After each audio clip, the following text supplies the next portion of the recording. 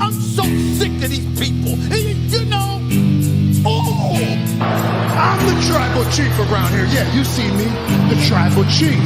That's right. I got that thing on me. I got that stick. I got that tool. I'm packing. You must be some kind of a dumbass. and I will never retire. You know, this aggression will not stand, man. Get that cabbage out of here! It doesn't matter what you think. It's still real to me, damn it!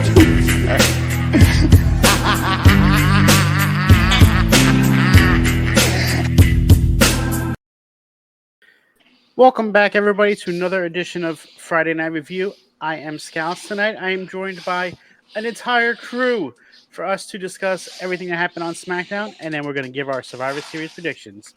How's everybody doing tonight? Good. Wrestling sucks. Okay. So, we are joined by our normal hosts of Friday Night Review, myself, Cam, and Jamey, and then we got some special guests. We got the Crazy Man Shadow, who says wrestling sucks. We have one of the off-the-top ambassadors in Sammy. And then we have our honorary guest, the special guest of the evening tonight, Mr. Phil. What's going on? Yo. OTB, baby. OTB indeed. What's going on, guys? I appreciate having us here. Or having all of us here, but having me Great here. start. Great start. Hey, well. Got some people in the chat tonight. We got Malik and we got Sean so far. The fuck did I do, Sean? Fuck. Appreciate having you Why'd you here. say fuck Phil. me for? Right? Right? It I is just going got to it. be a great time. So, what everybody think of SmackDown tonight? Anything that stood out tonight?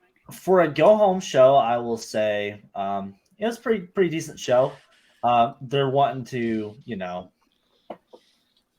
leave everything for tomorrow. I didn't know the tag team championship match was going to happen tonight, and I also didn't know. I must have been lacking because the whole Becky Lynch thing kind of threw me off, but we're here. So, you didn't watch Not SmackDown last week? Yeah. No, It was a subpar show. There was a lot that bothered me. The couple of things that really stuck out to me as good was when the tag team match with Brawling Brutes and against the Yes Boys. That's fine. Pretty Yes, deadly. boys. I like Pretty deadly.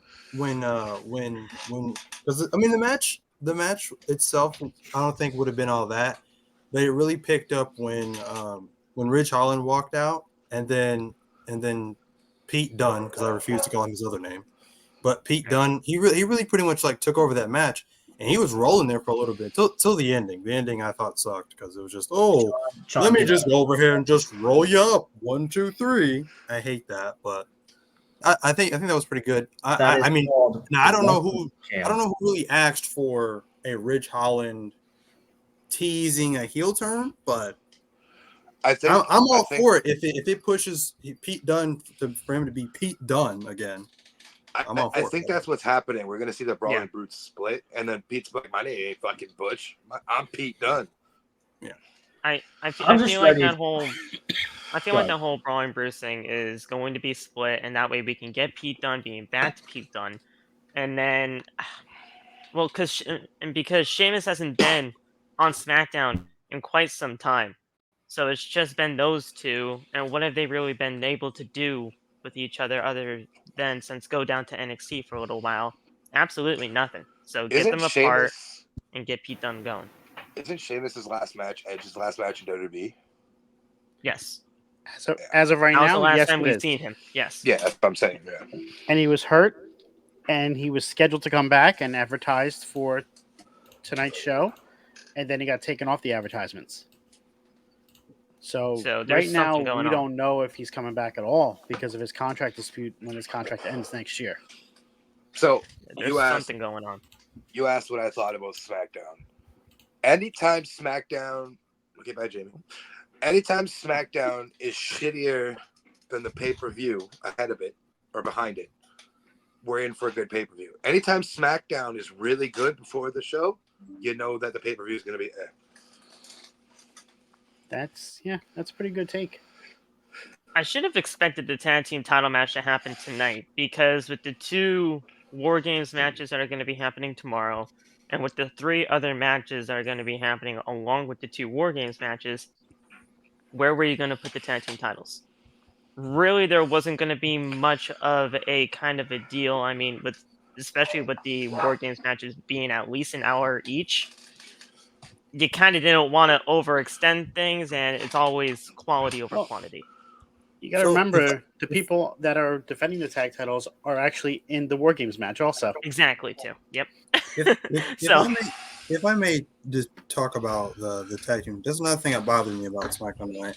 So they had me hyped because last week, you had the Street Profits and they won that triple threat tag team match for the number 1 contendership.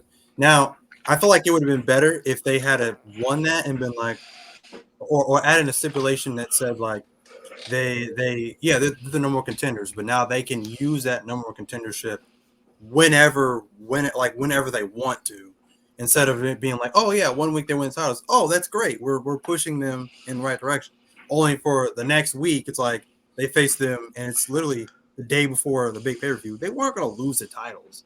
That was very predictable. Like, we knew they weren't losing. They're going to drop the titles the day before Survivor Series. Like, come on now.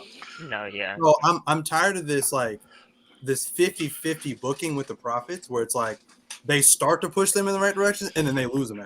They start to push them in the right direction and then they lose them. Like, are they going to do something with them, or is this like they don't have a plan for them at all? They're just kind of there. It's getting really annoying. I think they have a plan because we've seen it in the past with even single runs. They start to push a guy because they're testing the crowd. They want to see the actual reactions, right? It's not the Vince McMahon era anymore. Triple H wants to see, can these people get behind this style of the Profits?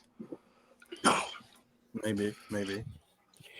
And plus Lashley's reaction to them losing, that's going to lead to something. Of course.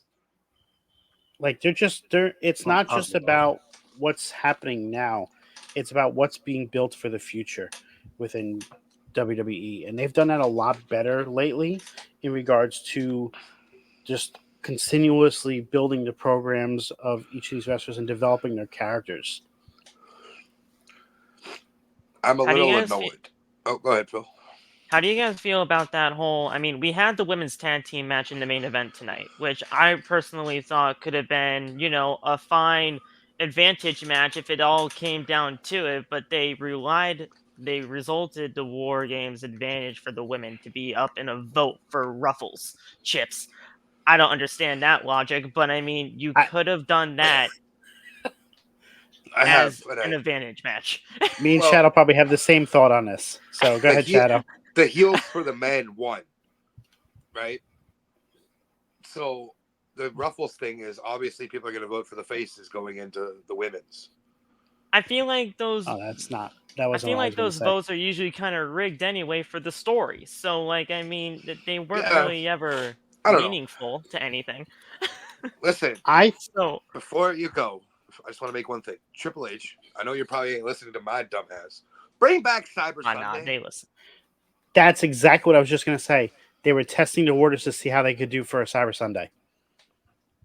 Now it would make they were sense using this as Sunday a way. They were using this as a way to see how the fans would be with that, and then do a Cyber Sunday based off of what this would work, because they've done it in the past. But now with the way the internet is and everything can be done on it, it could be massive if they actually do it. If that works out, I'm cool with that. It just didn't. I just didn't really try to click with that in my head, especially with Ruffles. I'm like, great. The match is going to be sponsored by Ruffles. We're going to have a chip mascot on the outside of the cage. It just felt very strange to me. But does Ruffles have a mascot? No, they don't. No. I was just kind of doing the whole prime bottle bit. You want to dress up in a potato chip costume? Why the fuck not? Where is Jamey? I was just trying to say the whole prime bottle bit, but that whole deal. So I'll take a bump in a chip bag. Let's do it. Am I the only one that honestly wants the implosion of the team with Becky and Shotzi, and I want the implosion between Charlotte and Becky, honestly, because I feel like because I'm not the biggest Becky Lynch fan. I'm not. I've said this in the past, but I feel like if there's going to be an implosion with Charlotte and Becky, this could get Becky back to when Becky was cool to me. Not big time Bex, not Becky 2 belts, not NXT. Like when she first started this whole massive when she became the man. Yeah, like she was cool then. After Nia Jax broke her nose. Right. She was cool then. Then she started dressing like, a mascot after that and just looked ridiculous with all these different costumes and stuff like that after that. But yeah, if I feel like this could get her back to that, like when Becky was just cool. I don't know how else to put that, but I think you're gonna see somewhat of that happen tomorrow, but nothing to do with Becky and Charlotte. I think it is damage control with Bayley. See, I think that's happening. I just don't think it's gonna start tomorrow night in regards in the match because they keep teasing it, and I think it's going to happen more towards the Royal Rumble, and that's when you're going to see Bayley split, and I think Dakota Kai is going to be the new leader of Damage Control. That's what I think it's all going to lead to. Sammy, you got anything to say? You've been quiet for like 10 minutes. I'm sorry because Athena was barking and everything, so I had to mute myself. I'm sorry about that. And I was like, she wouldn't shut up until I was petting her.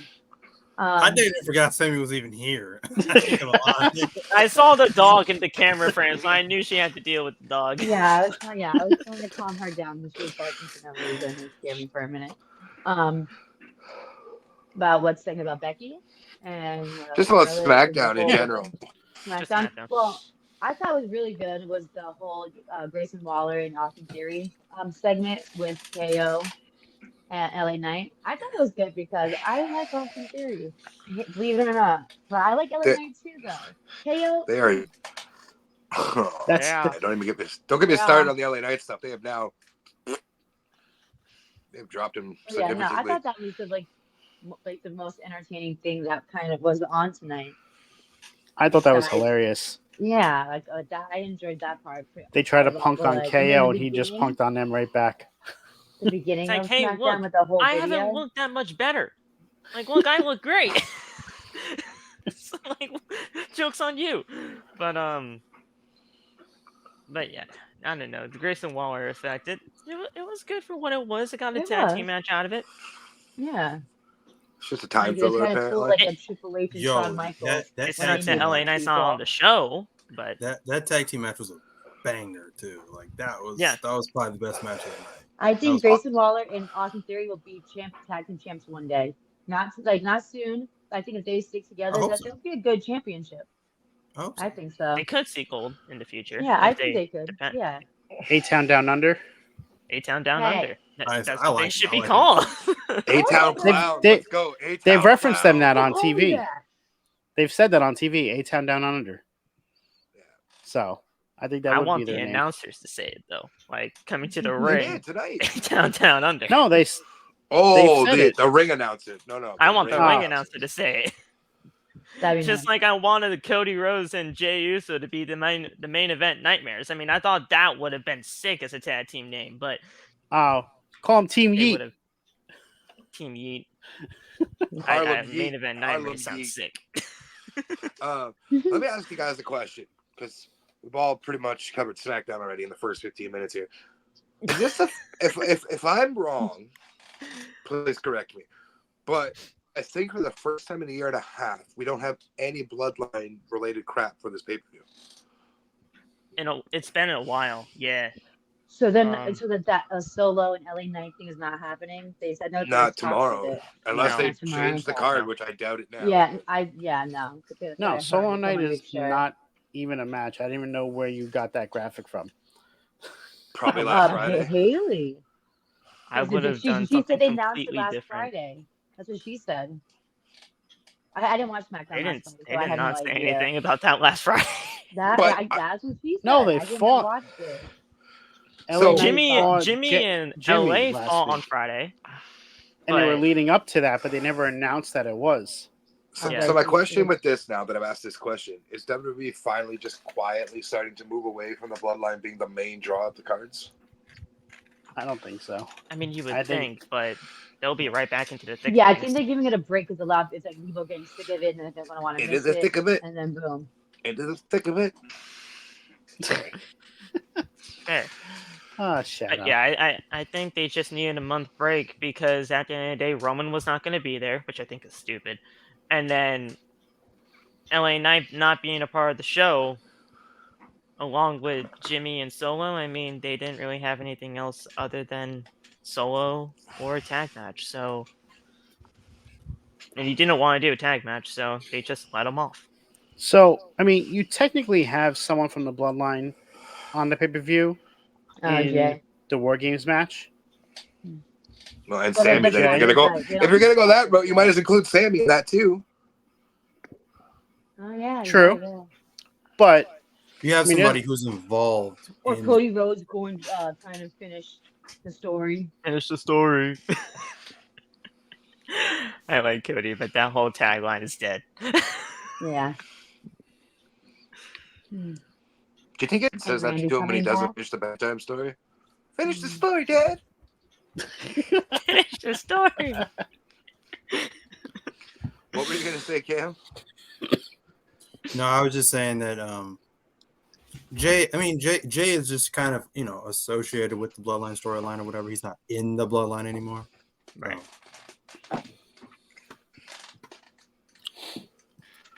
Does anybody else have any thoughts on SmackDown? Who was the person behind Becky Lynch in that first segment with Bianca? Because there was somebody in a hooded figure hiding in the back. See, that's the whole thing about this. That's the whole thing about this Triple H booking. I did not notice it, so I noticed it. You saw the shadow moving. Like, I kept seeing the shadow moving, but you couldn't see the figure. When after Becky left the locker room and she went on her own, Bianca came and found her, and there was somebody just walking in the background in a hooded figure, just watching her. I noticed that you're talking about, but I have to walk back. No, Mandy Rose. Mandy Rose. Please? Mandy. I mean, no, it's Mickey James. Nikki Cross, Lyra. But none of them were on. None of them are on SmackDown. So it's like the only person neither is Becky. I can think of, yes. The only person that I can think of that has any sort of relation to Becky, if they're targeting Becky in some way, was Xia Li. Right. But she's not really on SmackDown, but then again, neither is Becky. Mm-hmm. So. Unless it was, like Sean said, Lyra. After taking her belt off of her. Mickey James being back in WWE would be insane, and I would love it. I mean, she is a free agent. I love that woman. Yes, and she's a free agent. So yes, that would be. I said that as soon as Nick Aldis was hired, that they need to bring her back. Yeah, that'd be cool. But make up for the trash bag. That was interesting to me tonight. I picked up on that. They do all these little things. You have to really pay attention. Yeah, because they still do the Judgment Day still does a tribute to Bray Wyatt in all their backstage segments. They have the skull with Rey Mysterio's mask on top of it, and that skull was hints towards Bray Wyatt when he was supposed to be coming back when he got sick.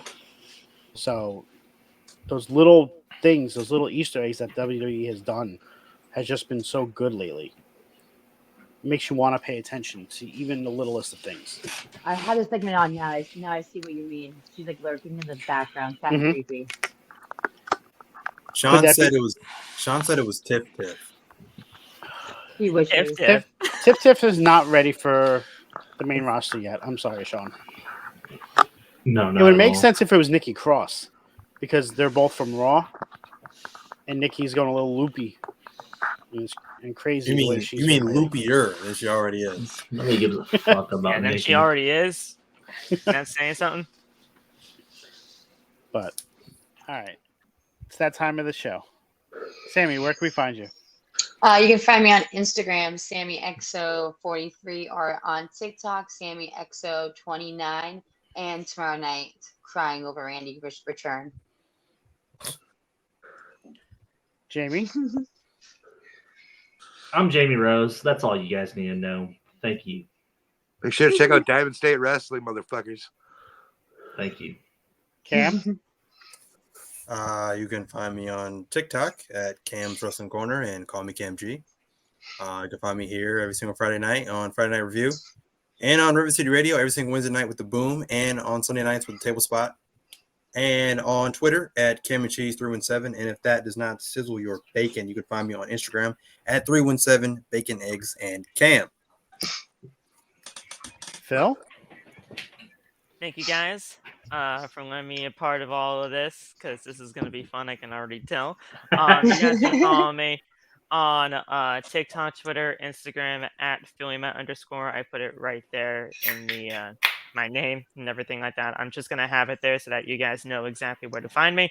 And it's PhillyMatt_ on those 3 platforms, TikTok, Twitter, and Instagram. Shadow. Good one. You can find me every single Saturday night live with Ringside Chatter. Tomorrow night, we're moving it an hour back because of Survivor Series. So it'll be at 11 p.m. Eastern.